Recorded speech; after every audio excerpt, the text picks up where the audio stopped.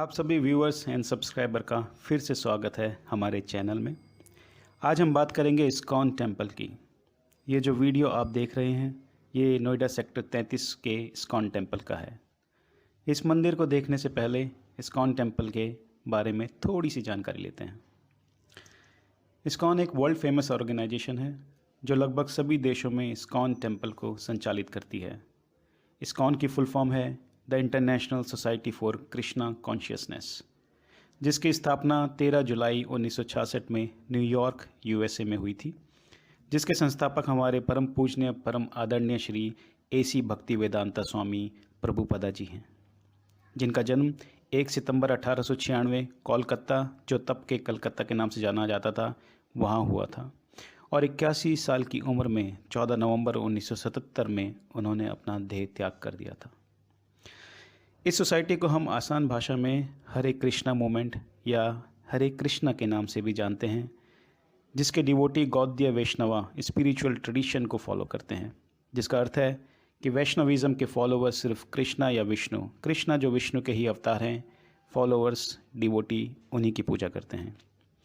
ISKCON temple आपको लगभग सभी देशों में देखने को मिलेगा।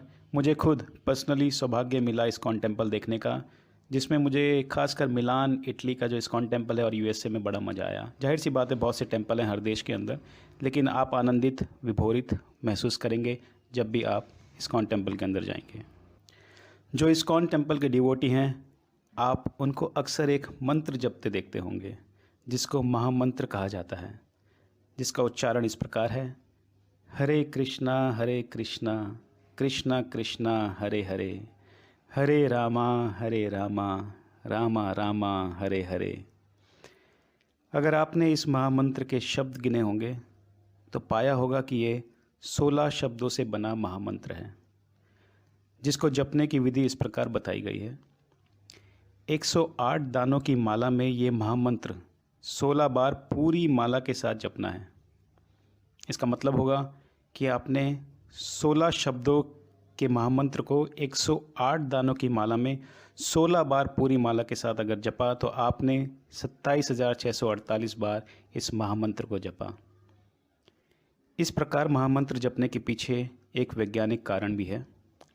अगर आप जानते होंगे कि हम जो सांसें जो ब्रीथिंग करते हैं उसका भी लगभग एक नंबर होता है, जैसे 1 मिनट में हमने कितनी सांस ली या 24 घंटे में कितनी सांस ली। उदाहरण के रूप में 1 मिनट में हम लगभग 16 बार सांसें लेते हैं, 1 घंटे में 960 बार, और इसी प्रकार 24 घंटे में लगभग 23,000 से 24,000 हम लोग सांसें लेते हैं। मैं रेस्टिंग स्टेज की बात कर रहा हूँ। ऐसा नहीं कि जब आप दौड़ रहे हैं तो जाहिर सी बात है दौड़ते हुए सांसें ज़्यादा हो जाएंगी, लेकिन रेस्टिंग स्टेज में हम लगभग इतनी बार ही सांसें लेते हैं। तो इसका मतलब ये हुआ कि जब आपने 27,648 बार महामंत्र जपा तो आपने लगभग पूरे 24 घंटे की सांसों के बराबर ही आपने मंत्र जपे। इसको इस प्रकार की विधि से करने का अर्थ ये बताया गया है कि आप अपने अंतर्मन को और ज़्यादा जानेंगे, अपने अंतर्मन के अंदर और ज़्यादा जाएंगे और अपने बारे में आप और जानेंगे। ये महामंत्र हमें लगभग 525 साल पहले श्री चैतन्य महाप्रभु जी द्वारा दिया गया था, जिन्होंने संकीर्तन नाम की मुहिम चलाई थी, जहां लाखों श्रद्धालु आते थे और इस महामंत्र का जप करते थे। इस प्रथा को पूरे वेस्टर्न वर्ल्ड में फैलाने का काम श्री भक्तिवेदांता स्वामी प्रभुपदा जी द्वारा किया गया। 1965 में वो अमेरिका चले गए और 1966 में वो इस्कॉन की स्थापना की, और धीरे धीरे आज इस्कॉन की उपस्थिति लगभग सभी देशों में है।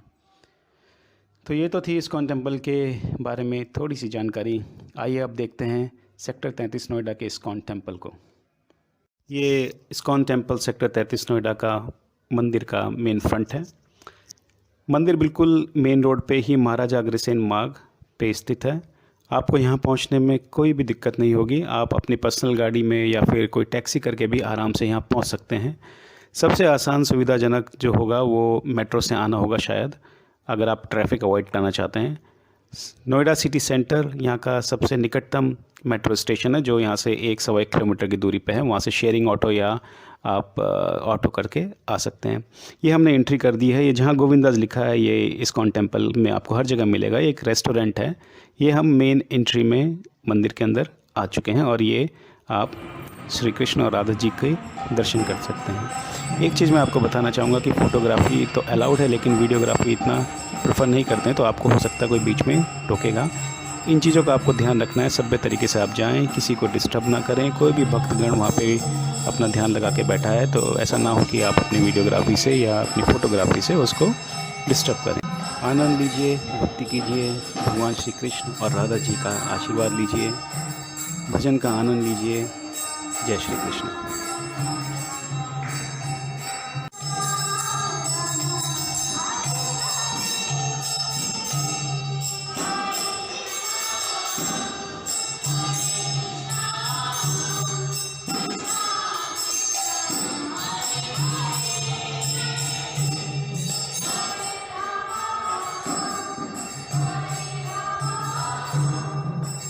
राधे राधे, जय श्री कृष्ण। उम्मीद है आपको वीडियो पसंद आया होगा और उम्मीद है कि जल्दी ही आप इस मंदिर के प्रांगण में आके राधा कृष्ण का आशीर्वाद लेंगे। धन्यवाद।